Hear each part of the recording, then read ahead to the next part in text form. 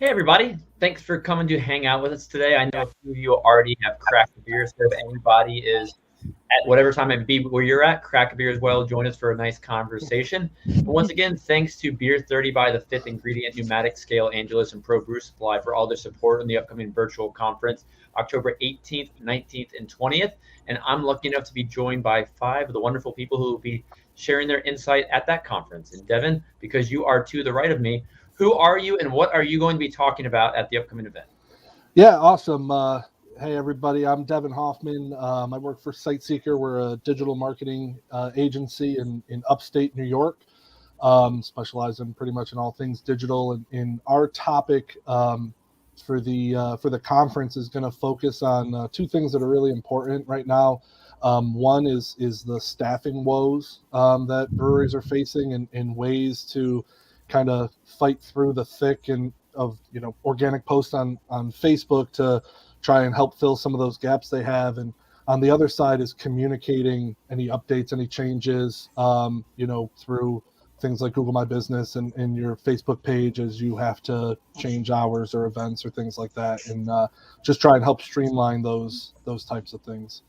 Well, I'm looking forward to your presentation and staffing. Definitely an important issue in the craft beer industry right now. Phil, where are you? Because I want to make you say it one more time. And what do you do in the craft beer industry?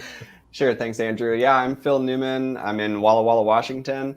And so it's the town so nice. They named it twice. I don't know if you've heard that part. But anyways, enough with the cute side. So I'm a co-founder of Mainstem Malt, and we're a conservation-focused craft malt company based in Walla Walla, but serving the Pacific Northwest and Alaska.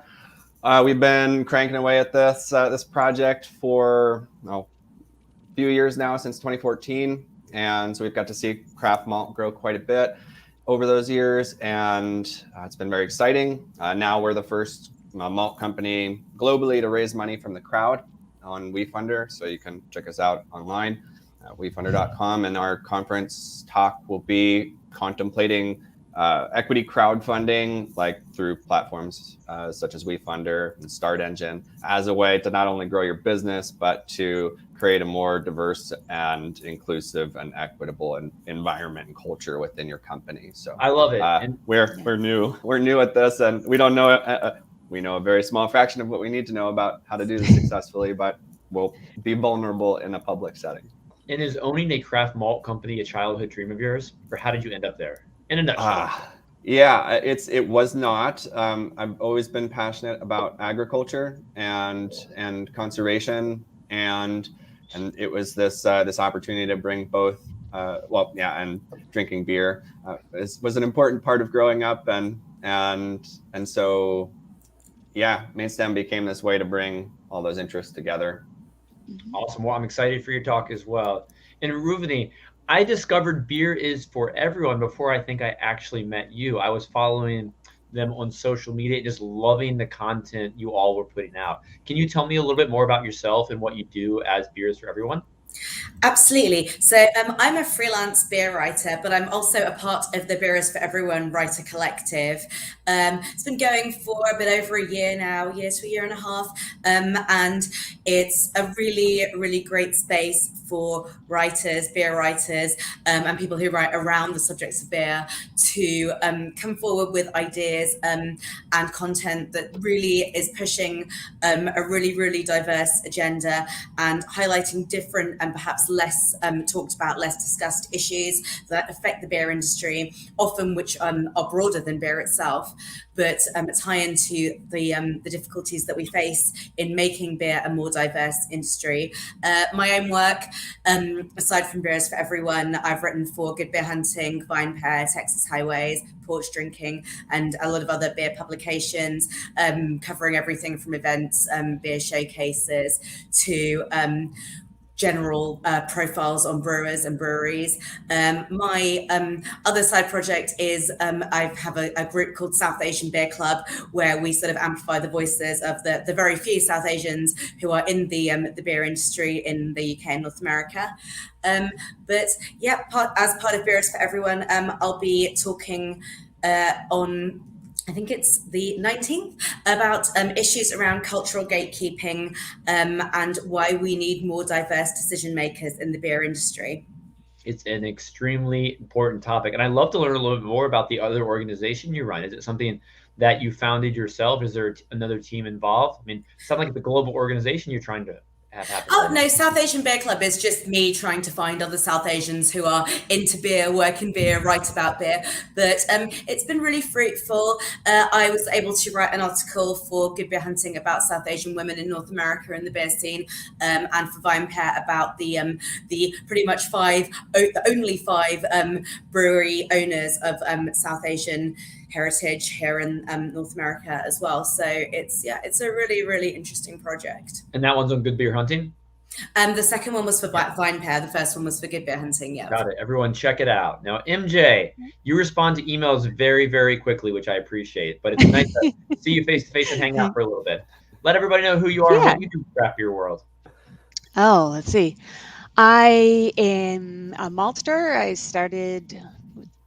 got called by a headhunter just before graduating, and don't date me on this, but in 1990, and started off as a bench chemist and worked my way up to being director of technical services. I am a master maltster. I've got my MAGB master's, and I was the first American to pass that. So I'm pretty proud of that. A lot of time out of my life getting to that one. I've done a lot of speaking around, and I've been with the company for 31 years. Mergers and acquisitions, but the same company for that long. So I've seen a few things that have been rather interesting in brewing, distilling, and particularly craft brewing. And I'm going to talk about climate change, which isn't the easiest thing to talk about, but particularly those of us who are close to the barley industry, wherever we are in the supply chain in it, we saw what was happening with the 2021 crop, and it's not just North America. Many parts of the world have had issues with it, and what happened was climate driven.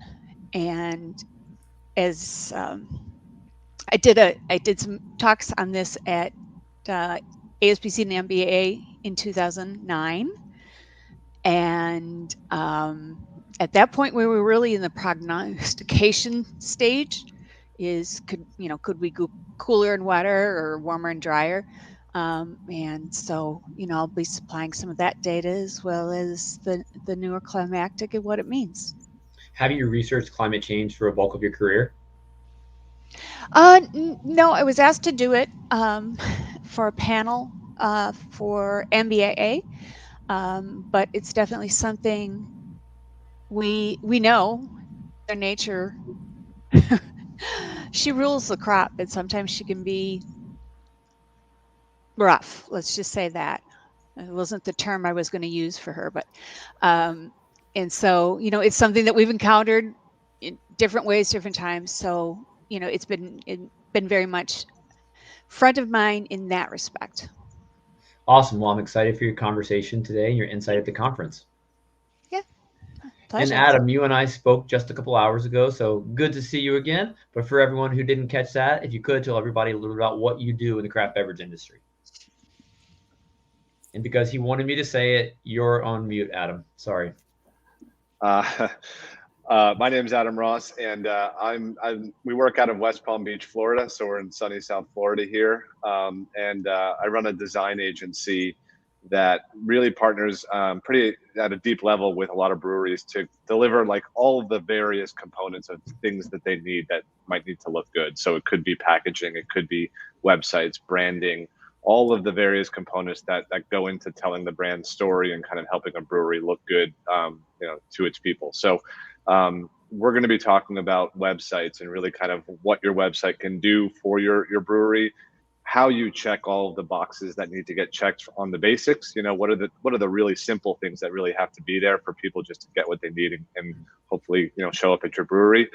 But then also, how do you get into telling the story of who you are and really differentiating yourself? Because the reality is more people will probably visit your website than will actually visit your brewery. So if you do a good job of capturing them on your website, the more likely they are to turn into customers. So we really help people understand kind of the potential of their website, as well as all of their other, printed pieces and logos and brand and story and that kind of thing. Awesome, Adam. Well, always a pleasure to have you. And I'm excited to have all of you today because I think over the past year and a half, we all are craving a little bit of interaction. What a weird 18 months it's been. And one of my favorite experiences, as I said earlier, is literally going to a brewery, going to a bar, going to a restaurant, and meeting strangers. I've actually got a book on myself about just interacting with strangers, about interacting with strangers. So we have so much to learn from one another. And none of you had met one another before today. So looking at the past 18 months, how have you maintained those important personal relationships in your life, but also those important business relationships that you've needed to kind of further your careers or just stay successful in the industry aspects that you work in? And at this point, it becomes a free for all. So anyone jump on the. I mean, I will say, I will start off maybe just saying that the initial, year of this was, fulfilled by a lot of drunken Zoom calls and happy hours on Zoom, which I think helped fill that void initially. Yeah, I mean, fortunately, in the past 6 months, I feel like people are starting to, slowly come out of their shell a little bit. And I know that from the few events that I've been to, people are just so excited to be there. They're so excited to be back and talking to people that it feels good. And I know we're not out of the woods, by any means, but I do feel like people are starting to get back there, and that feels really good. And I have sorely missed being able to travel and go see, our clients, our suppliers, the people at our various plants. It's been really tough for me. I used to spend about 60% of my time on the road, and that I'm a hugger, and I miss that part. So MJ, how have you been able val- to maintain those relationships without being able to, give them that hug? Zoom meetings and just emails, check in. How are you doing? What's happening with the brewery? And I'm also the vice chair of the American Malting Barley Association and chair, I should probably say, of the Brewing and Malting Barley Research Institute in Canada. So, that does, yes, it's more Zoom meetings, but it does bring me into contact with colleagues and customers as well. And do you feel you've kind of expanded your relationships with some of those people outside of your area over the past year and a half, just because you've been, I don't want to say forced to use Zoom all the time, but it's opened doors to say, hey, I can be talking to these people daily versus, that one conference we see each other at, in February, whenever it may be. Yeah. I hadn't thought about it that way. It may be in a few cases about the personal relation. And MJ, I think you might be a little bit frozen there, but that's okay. Everyone else, you're back. But everyone else, how have you been able to maintain the relationships, and how has it kind of changed the way you interact? Yeah, I was gonna chime in and say, it's kind of there's been two major prongs to this, and I think one's really local. So, I mean, we're a brand that's been bringing grain in from Washington, Oregon, and Idaho, and contemplating working with Alaskan grain and trying to figure that out, and then sending malt out to all those states and beyond. Kind of being forced to be at, I mean, we're a remote team. I think all of us being forced to be a little closer to home it's strengthened the local relationships. Personally, in Walla Walla, we've just gotten to do some really interesting, just smaller, intimate events with local breweries and nonprofits, and so that's been really neat. And then on the other end, it's like just having, well, I'm a board member on the Craft Maltsters Guild, and we're the really the only globally the only industry association representing craft maltsters, and that's been an important reminder for me to, like, you know, that I am part of something bigger, and that there's there's just there are a lot There's of people out there. Yeah, a lot of people. Yeah, including I have actually met MJ once before at the craft malt conference, previous craft malt conference, in a breakout room. But yeah, that was another, having the experience of the Craft Maltsters Guild pulling off a phenomenal virtual conference this year was that was like a real aha about the, you know, still the potential in getting together and having these intimate connections in the industry, even if we can't get a hug out of it. You'll get that hug soon enough. And the Craft Maltsters Guild, they're doing great things. But when you call a virtual conference phenomenal, you know, a virtual event, so many of them blur together. It turns out that one person's almost lecturing to everyone else through a screen with PowerPoint slides. What did you like so much about the Craft Maltsters conference virtually? Well, the feedback we got about it, just not my opinion, but the feedback we got about it from many different people was that it just felt like an in-person conference. Like there was like kind of that sense that you're like, you had just like a great experience at one talk, and you know you're gonna go take a bio break, grab another beer or whatever, and then you want to like scurry back to the next one to catch it. And the chat box, like everyone was just lighting up the chat box. And so you had just some, it was there. And then the breakout rooms, there was just there were a lot of opportunities to feel those connections. I imagine you'll be excited when the conference is in Maine next year, though, face to face. Yes. Yeah, we're looking to February next. Yeah, late February, mid to late February in 2022. Hybrid conference. It'll be both in person in Portland, Maine, if everything works as we want it to, which we all know happens all the time now, and then it'll be followed up with a virtual conference that'll like repackage some in-person stuff. And so you get to, that's another great thing. You get all the pleasures of managing an in-person conference these days, and you can also do it virtually. So I was talking the other day to Brent with Riverbend Malt, who's also involved with your guild.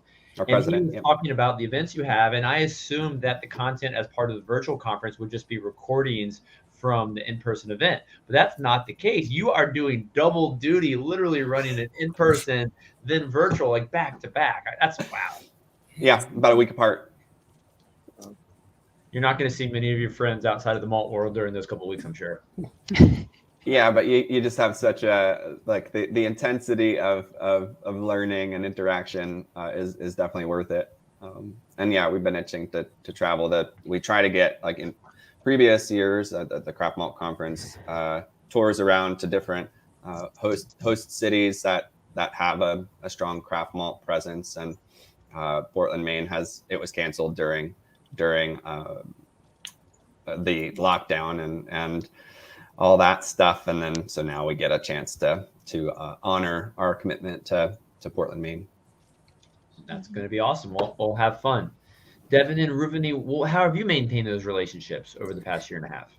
Well, I mean, being a writer, a lot of my work involves just sort of being on my own, or a lot of the time anyway. So in that respect, it was, so obviously not positive, but it didn't have a negative impact on my work because, you know, I work at home on my own anyway. The negative impact came from really not being able to get out, get to breweries, get to beer events, not having that feed of beer and of interaction, to spark the ideas for articles, to have the new stuff, the interesting stuff, to be discovering things to write about. So obviously then you end up sort of trawling through the internet, trawling through social media, looking to see what people are doing, which is obviously not as much fun as going out and drinking a beer in a sat room. Not at all. You found your ideas and inspiration through social media? Very much, yep, and through just looking and just talking to different people online. Often people sort of sometimes outside of Texas, outside of Austin. Definitely, it expanded my writing horizons beyond being very focused on the local scene, which I was a lot more before the pandemic, because I was making new relationships with people from further afield. So definitely ups and downs, but it's really, really great to be back out in tap rooms, at beer events, and to be covering real immediate life stuff. But at the same time, I think it was good in the way that it really got me to concentrate on a lot of my ideas, which was really, really handy, because Beers for Everyone, the writing collective, launched at about the same time. So was giving me a really strong outlet to actually get those ideas down. So in that respect, it wasn't as bad as it could have been. But obviously, we all missed being out, we all missed hugs, and we all missed pints in the brewery. So absolutely, yeah. Has the topic matter of your articles changed much over the past year and a half? I mean, I know you said you had a lot of ideas you were able to focus on. Are those ideas and those concepts things you were already writing on, or did this kind of push you in the direction of, I've been wanting to do this for a long time, now is the time? Yeah, they were ideas I was already working on, definitely, particularly all my work around diversity and inclusion.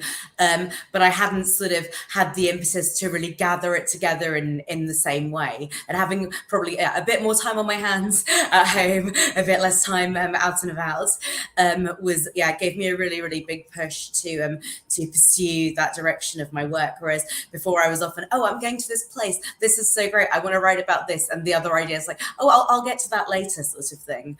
But definitely it's been good to be able to carry on now both things in tandem. So I'm writing a lot about what's happening in Texas at the same time as working on a lot of projects around diversity and inclusion. Extremely important stuff there. Extremely.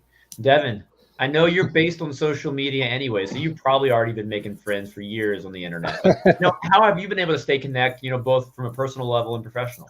Yeah, I think sometimes that, given that I work in the digital space, transitioning to a lot of virtual meetings and conversations was more seamless for me. That was how most of my day, consisted of. I actually remember, it's interesting now, I remember the day that Zoom went from a 2-digit participant ID you had to key in to like a 9-digit one. And I was like, what the heck? It's going to take way longer to type in. I wonder why that is. And then 72 hours later, I had 8 hours of Zoom meetings a day. But specifically from these types of relationships, these types of communities in the brewing industry, it was so tough because that element was very much in person. And I tried, even if I was not going away on a weekend, I'd find a new brewery that was opening or something nearby, or a new beer that was being rolled out, and I would go there. And obviously that went away. And so early on, what I tried to do was look up places that were within a certain, area, maybe an hour and a half from my house, and see if they had some type of limited,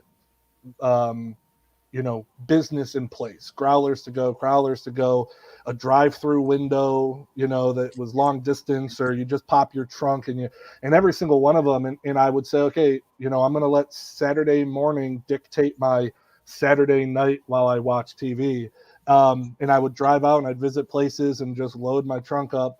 And it gave me an opportunity to, there's a possibility to say that in the year 2020, I visited more new breweries than I had in any previous year, but I didn't go inside 65% of them. I remember being in the snow and I was like, you can just toss them, and it's like, because I didn't want them to have to walk up to my car kind of thing. So it's so much for me was like a testament to breweries of saying, listen, we're going to do what we can. The product's here. You can't be, but, you know, we'll try and connect the dots, you know, the best we can. But then even from an event standpoint, like you know, Phil was talking about, one of the kind of best memories, one of the most fun things I did during 2020 was the New York State Brewers Association Awards. The first event that got canceled for me was the New York State Craft Brewers Conference, which was a bummer. But you know, 4 months later, they still put on their, you know, their yearly awards, and they did their, you know, their panel mat and determined the winners by category. And I had, you know, at that time, like 3 monitors set up. And so like I could see everybody who was a part of the different Zoom meetings. And I honestly think if that award ceremony started at 6 p.m., we were on that Zoom call till 2:45 a.m. It never ended, you know, and so it was like some of the icebreakers of people who were in my state, who are in this industry that I had never met before, had really long, nice, great conversations with, and it all took place, you know, on Zoom. And the truth is, had the awards taken place, it probably would have been, you know, in the city, which I probably wouldn't have been able to make the trip to. You know, and so while seeing people in a computer screen like this was kind of something I had in place beforehand, you know, I give so much credit to how a lot of, you know, associations and breweries, you know, alike were able to say, we're going to fight through that. Yeah, I was really impressed how so many breweries came together, you know, with the can shortage, and, you know, a lot of places don't have canning lines, and they were dead in the water for a while. And, you know, you saw brewers, you know, that do have one opening up their canning lines so somebody else can stay in business, basically, through that avenue. I was really, I know this is a close community, but that really hit home just how close it was.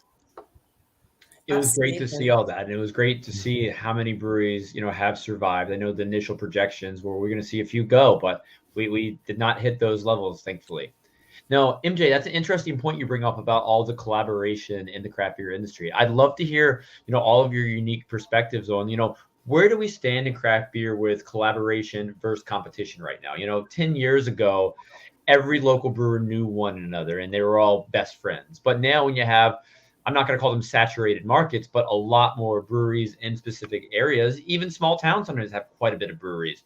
You know, what is the vibe like for collaboration versus competition? Are we seeing less collaboration, or are we seeing less collaboration because of, you know, other reasons? Maybe it's the pandemic where you're not having the opportunity to interact, or, you know, what's everyone's thoughts on the balance between collaboration and competition right now? Well, for my part, I think that the collaboration has been just one of the most gratifying things to see during the pandemic. And yeah, we partner with a lot of different collaboration brews at different craft breweries, but the biggest place I think where there's competition is for shelf space. And that's, you know, that became especially important when you couldn't have people into your tap room. But I don't think anybody was, there wasn't any animosity or anything like that about shelf space during that time, where it's just everybody trying to do what they can to stay afloat. In Texas, I really felt like the collaboration has been incredibly heartening, incredibly strong. I mean, we only had the one lockdown here, but it was a bit longer than everyone else's first one. I think we were locked down for about 5 months, and the Texas Craft Brewers Guild was really, really great in supporting the breweries. They organized an event called the Great Texas Beer Run, where everyone went to get their beer to go and posted pictures online, and it it really sort of rallied everyone around, like, don't buy from the store, go to your independent brewery, support your brewery. They had a Save Texas Breweries campaign. Everyone got involved, and it was an amazing sort of sense of camaraderie and sense of community that we had here. And we did lose a few breweries, which was really sad, but it was far fewer than had originally been projected. And I think that the strength of the relationships and the shared sense of responsibility in the industry has really been responsible for a lot of that. Yeah, and I'd say what that was one thing that was definitely, kind of great to see, especially from a marketing standpoint, being able to sort of cross promote. And that was a way, and Andrew, through your group and in kind of a combination of all of them, was how I was able to kind of learn about so many more breweries that are out there, and even groups associated with breweries, and even sometimes what I would see with and this is kind of local to me, because we actually had 3 breweries open during 2020, post-April, and what they would do is maybe not be in a position to do a collaboration yet, but they'd have guest taps because they couldn't fill their lines, so they'd have other local breweries kind of fill that. And so maybe it'd be a complementing variety or style, and then fast forward 6-8 months, now they're introducing a collaboration. So even as recent as now, I'm still seeing some of, just within 30 miles of me, some of these breweries work together to roll out collaborations or host events that are specific to trying it, and things like that. So as a beer fan, it kind of checked all the boxes. As a beer fan, I enjoyed it because I got to try different types, and as a marketer, I enjoyed it because it was it was good to kind of see the different styles coming together. I'd like to throw this question out to everyone, because Devon, this is something you kind of talked about a little bit earlier, about how you visited so many breweries over the course of the past year. But you said probably 65 of them, or 65%, I'm not sure what you said, you didn't actually go inside. And a huge part of our industry is the educational component. On a scale of like 1 to 10, I know you were excited to try these releases, but how connected did you feel to the breweries you were visiting? And that's a great question. And sometimes, the imagination had to fill it in a little bit. One of my things, like I said, is as a free time hobby, I like visiting breweries. And the reason I like visiting beer, that's great. But I like seeing the unique story that a brewery has to tell, show through, either through ambiance, experience, or beer.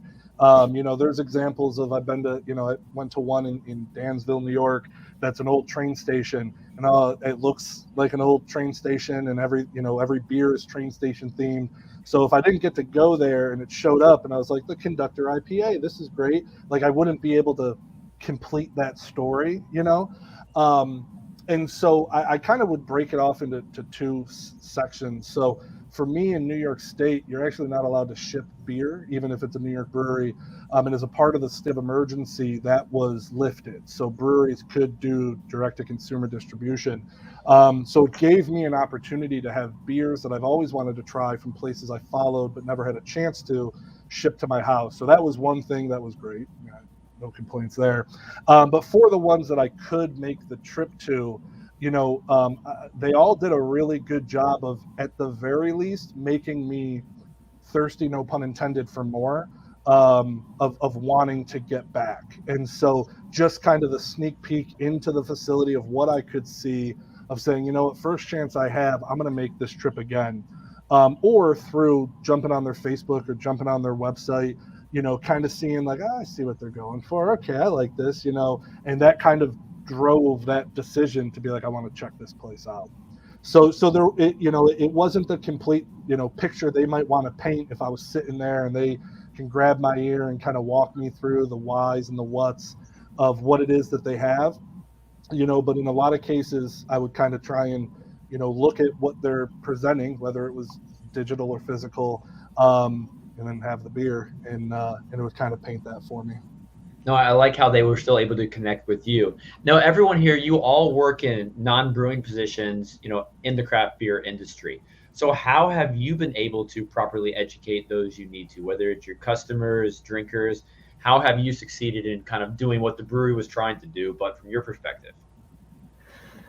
Well, I mean, as a writer, that's an essential part of what I do, is making sure that any beer I talk about, any brewer I talk about, that I'm giving, you know, the facts, the correct facts, so that people are informed, and that always involves speaking to somebody at the brewery, speaking to somebody who was involved in the making of the beer, and then taking the content that they've given me, distilling it, packaging it into a way that's easy for people to understand and is interesting and engaging for them. So speaking to brewers, brewery owners, taproom staff is very much a part of what I do all the time. And during the pandemic, that very much transferred to email and social media conversations.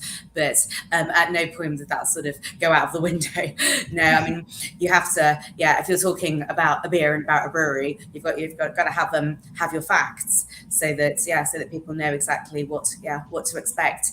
And in terms of tasting notes, obviously trying the beer for oneself is the ideal scenario. And if for any reason that's not possible, then you have to get tasting notes from the brewer, so that you can tell people what to expect when they try. But for me, ideally, I'll always taste something myself if I possibly can.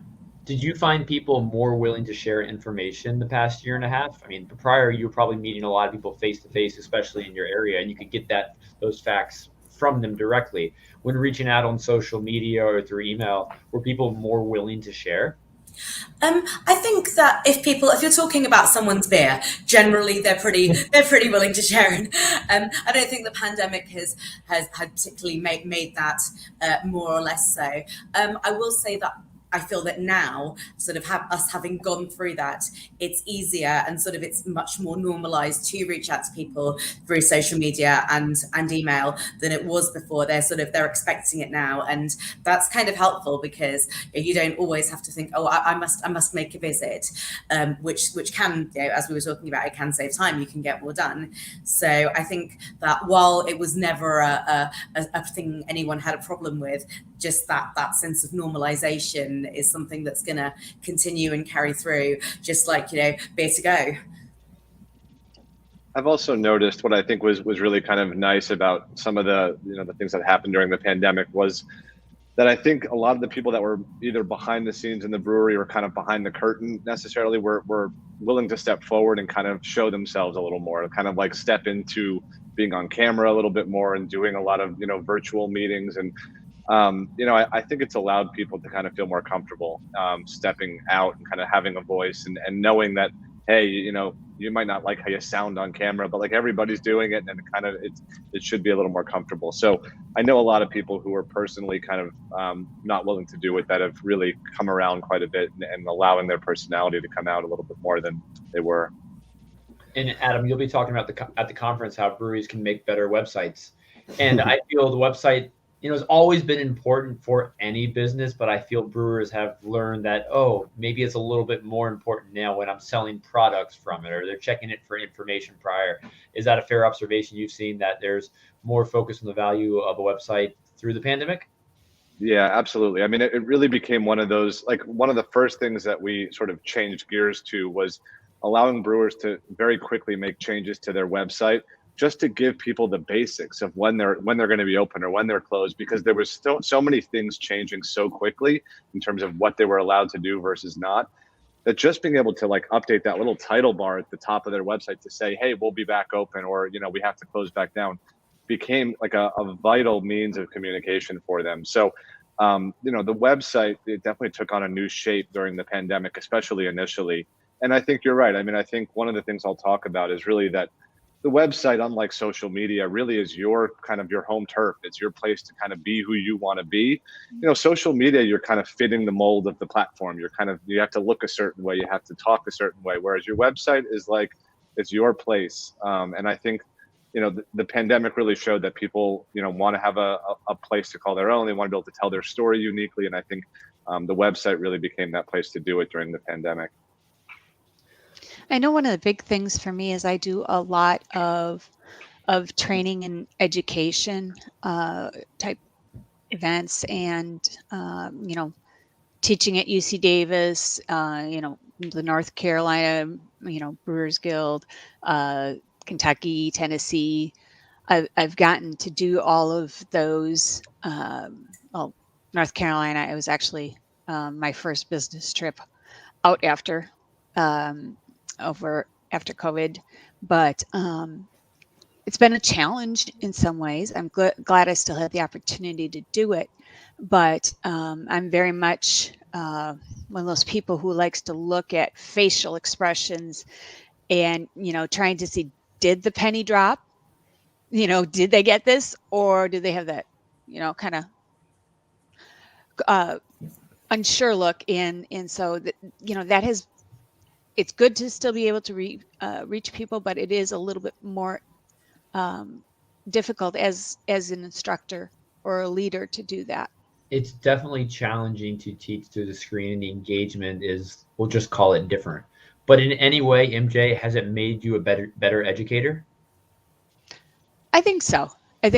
And what it will definitely do, and is definitely doing, is when I was out in UC Davis actually teaching in person a couple weeks ago, and man, that just felt so good, to be able to talk between sessions and, go have a beer with these guys, watching, people really take to heart what you're telling them. So yes, I think it's made me better, able to do this effectively than prior. Absolutely. Thanks. So I was going to just say or add about, for us, there's been some craft maltsters in general have kind of the unenviable position of trying to build a growing segment of premium ingredient supply.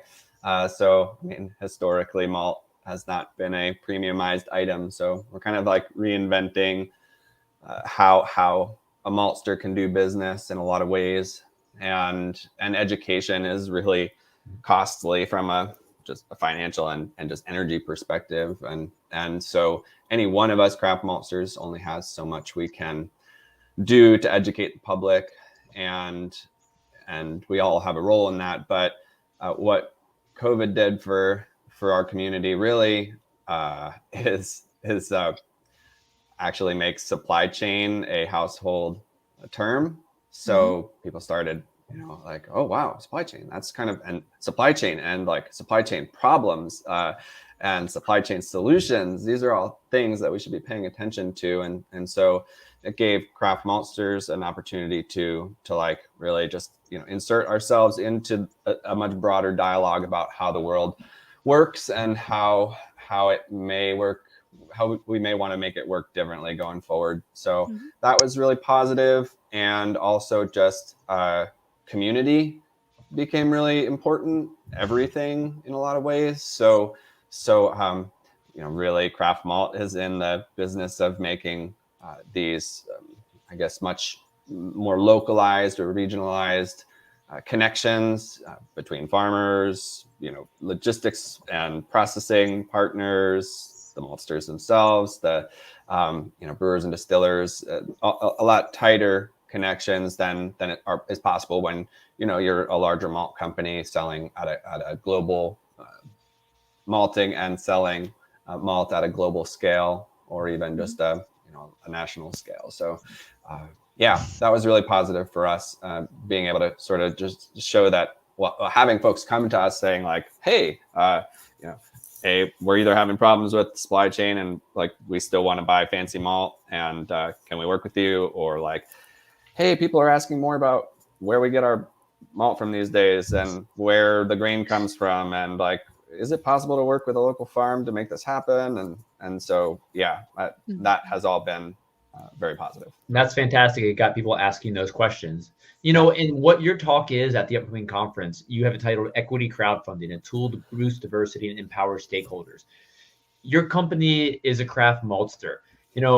I've got two questions for you, and I'm sure you're going to talk a lot about it in your presentation. But one, how did you decide to go the crowdfunding route for that but why were you thinking bigger picture and the good that you can use from the situation? Great questions.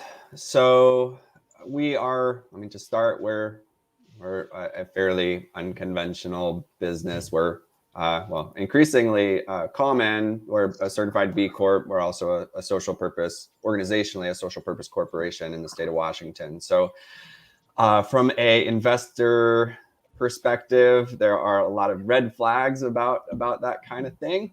Like basically, if we're taking care of all these stakeholders, what's the shareholder going to get out of it? That kind of thing. So that is getting better, and there are more investors willing to, if a company is really tightly managed and has clear metrics on what they want to be doing in a impact sense, outside of just profit. Then it's a little bit more straightforward for them, and more investors are willing to get their heads wrapped around it. But it's transitional, and we have had challenges raising money in the past. So this was a really nice opportunity. We've always thought, well, since regulation crowdfunding became a thing with the Jobs Act in, I believe it was 2017, we have wanted to do it and open up the business to have all kinds of people be owners, and there were some problems with the way the regulation crowdfund was rolled out, and it needed to be fixed. And this year it was really fixed in a lot of the ways it needed to be. So this was the right time for us in that regard.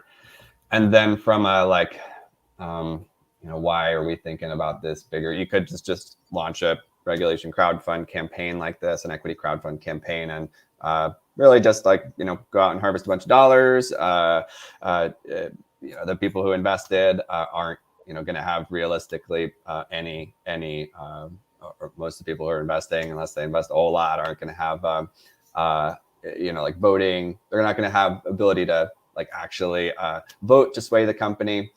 So why do we want to make it more engaging for our new shareholders? And really, it comes down to that.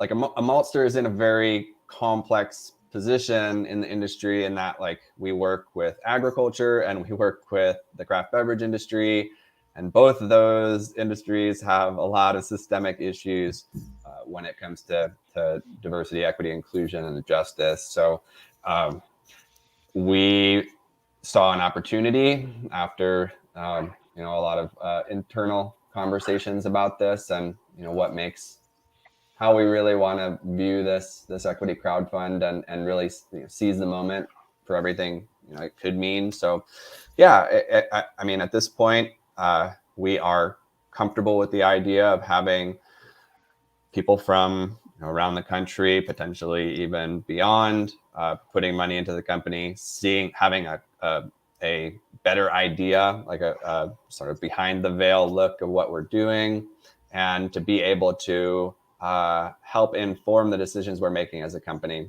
So the first goal is really to bring in all these new perspectives. Then we want to really get a sense for who those perspectives are, where those perspectives are coming from, why people are interested in malt, and then start working with our new ownership to just keep an open mind, I should say, to our new ownership, and help them, or at least make sure that they feel welcome to share their opinions about what we're doing and what we could be doing differently. No, I love the mission, and I love what you stand for. We have talked a lot about education today. We've talked about challenges. We've talked about the resilience of so many craft brewers over the course of the past 18 months. But at the same time, over the past 18 months, we've seen a lot of really unfortunate things happen in the craft beverage industry. Looking at all the terrible things that happened, there's a big focus now. I hope this continues to grow and get bigger on creating more welcoming spaces.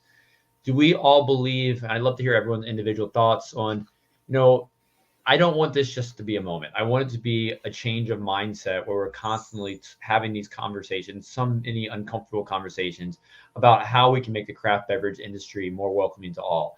Do you all feel this was a result of the pandemic? We had time to focus on more conversations like this and events that happened during it, or is this something that had been in the making a while? And do we feel we're going in a positive direction?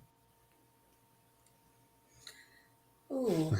I don't know if I would say that the pandemic was solely responsible for the No, changes that have happened. Definitely not. That are trying to happen in the industry.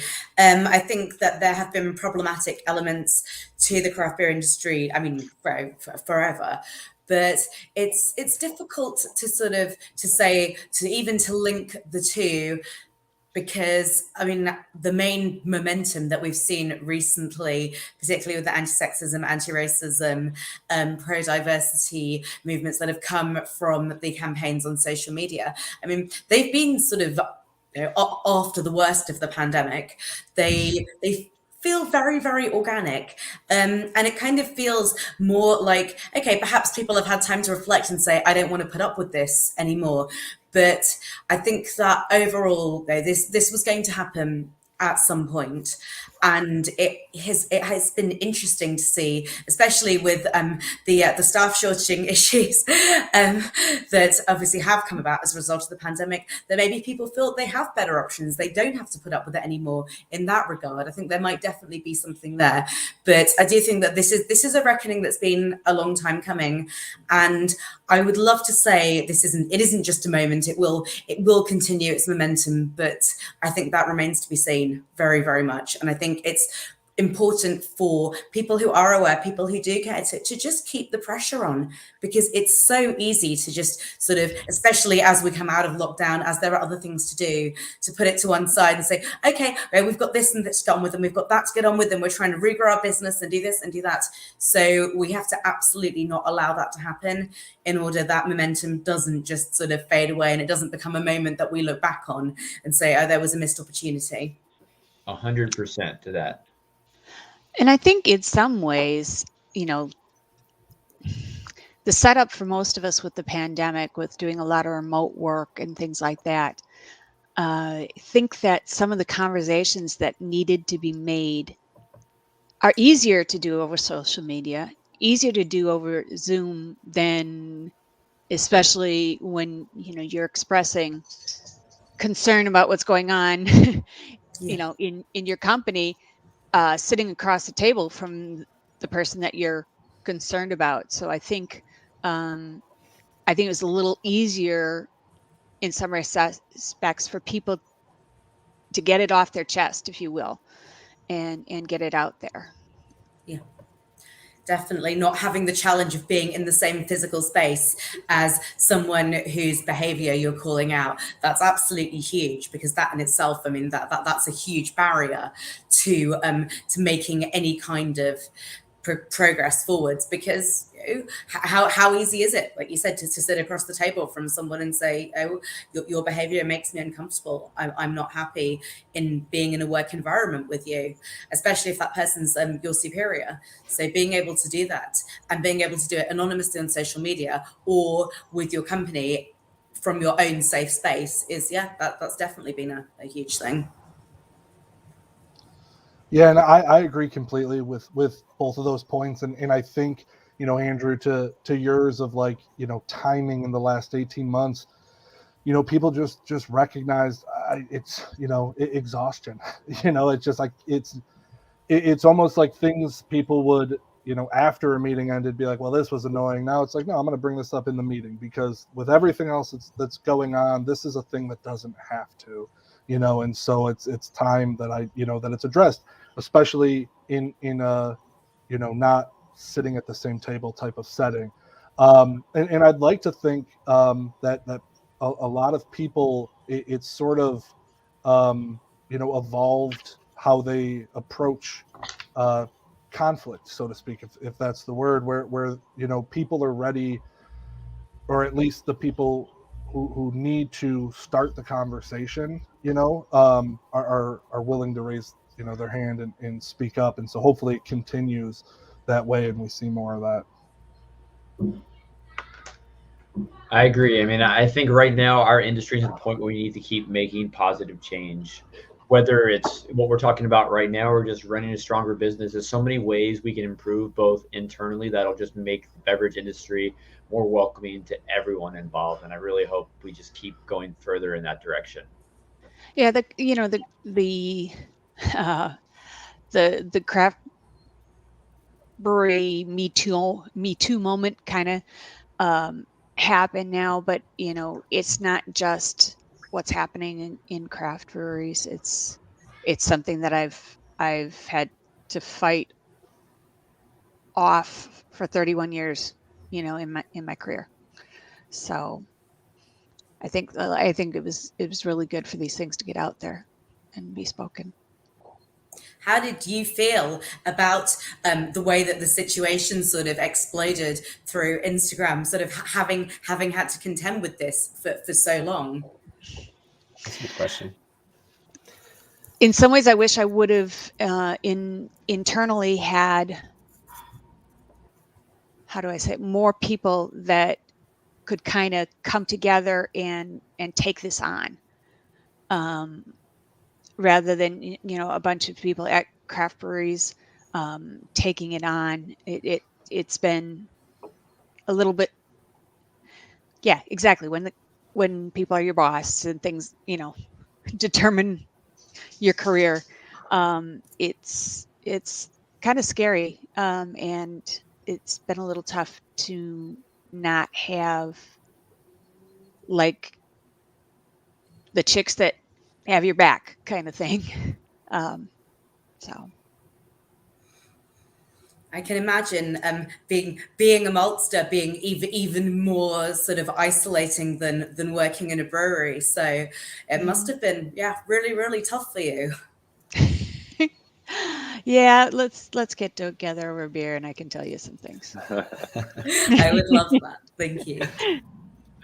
I look forward to getting together with all of you at some point in the hopefully not too distant future to have those beers. I want to close with one final question. We obviously have to be better. We want to be better. Let's keep going in that direction. But I would love to hear one positive from your life, whether personally or professionally, over the past 2 years. Just give us something that's a happy moment you experienced. Like I said, it could be your personal life. Maybe you had a kid. Maybe you got a promotion in that job. Maybe you built a relationship that was successful somehow. I'd love to hear something positive.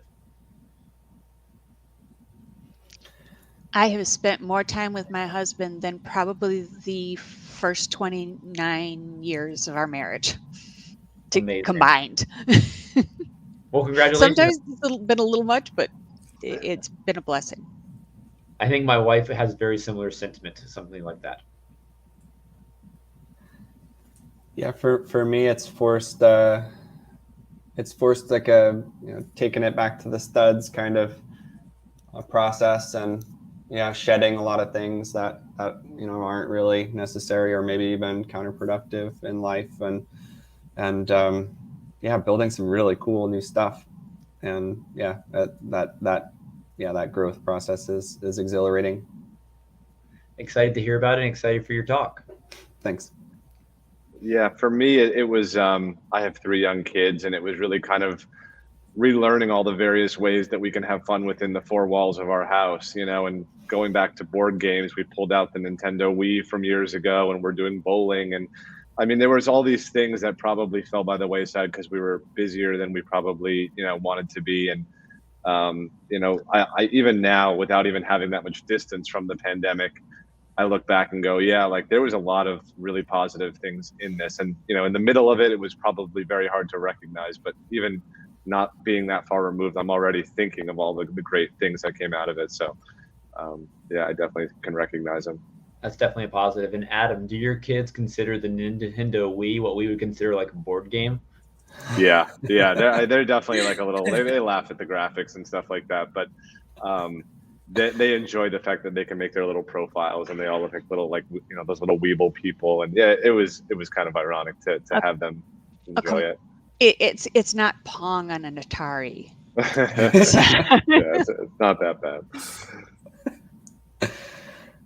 While it was obviously really, really sad and traumatic being separated from our friends and family for 18 months on the other side of the pond, when we did eventually get to go home a couple of months ago, it was an absolutely incredible feeling to be back with our loved ones after all that time and to really appreciate them and just how our relationships had lasted despite being away for so long, and just yep, seeing everyone who we had missed terribly after a whole 18 months was a very, very special, exciting and amazing thing. Only imagine. And where is home for you? London. I'm sure seeing everybody for the first time in a long time was an amazing moment. Yeah. And getting lots of British beer as well after very important. Nice. Devon, I think we somehow skipped you to start this round. No problem. It actually, I'll say it's, for me, it has been beer themed. The first time I picked up home brewing was during this with a friend of mine, and we got theatrical with it. We made our own little brewery name and printed logos and shirts and hats and stuff. Okay, we're gonna stop you right there. What's the brewery name? 2KB Brewing. I sponsored a couple golf tournaments just to try and drudge up some excitement around here among some people. So that was kind of cool. And then my favorite beer, it's a local one, is Utica Club. It's what I'm having here. And so to kind of fill free time, that's why I jumped off screen earlier. I got into doing Utica Club art. So I made this in 2020 and I entered it into a local art competition and it was accepted. And I don't have it in this room, but I did another one in 2021 and it won in the competition. So doing beer themed art and drinking a beer that I brewed during it was a silver lining for me. Well, congratulations. I mean, I feel those little moments we've talked about, those silver linings are what keep us going through, keep us moving in a positive direction. And it was a pleasure to see all of you today. Like I said, I hope we do this in person before too long. But Devon, Phil, Ruvani, MJ, and Adam, thank you again for all your insight today and be willing to share it to the conference in a couple of weeks. And go enjoy the rest of your days. I know most of you had a beer already. Go have another. Thanks, Andrew. Bye. Good to see everybody. Bye. Thanks, everyone. Bye.